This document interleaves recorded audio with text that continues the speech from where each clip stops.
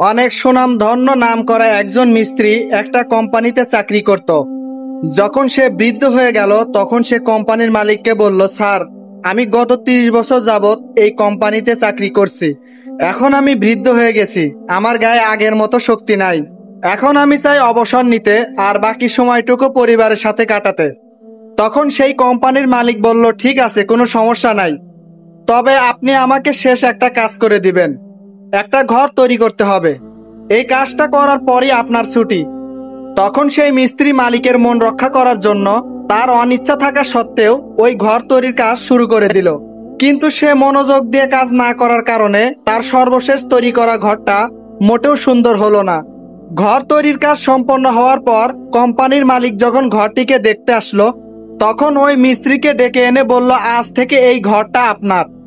আমাদের এই কোম্পানির পক্ষ থেকে আপনাকে এই ঘরটা গিফট করা হলো।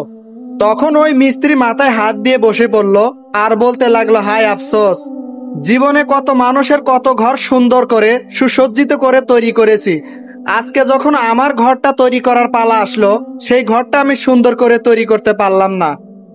এই গল্পের মূল শিক্ষণীয় বিষয় হলো, যে কোনো কাজ, সেটা জীবনের প্রথম বা শেষ কাজ যাই হোক না কেন, সবসময় আন্তরিকতা, মনোযোগ ও সততার সাথে করা উচিত।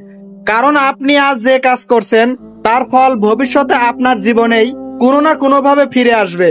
মিস্ত্রি যদি তার শেষ কাজটিও যত্ন নিয়ে করত, তাহলে তার নিজের জন্য একটি সুন্দর বাড়ি তৈরি হতো, কিন্তু অবহেলা করার কারণে তাকে আফসোস করতে হলো। তাই প্রতিটি কাজকে নিজের কাজ মনে করে সর্বোচ্চ চেষ্টা করা উচিত।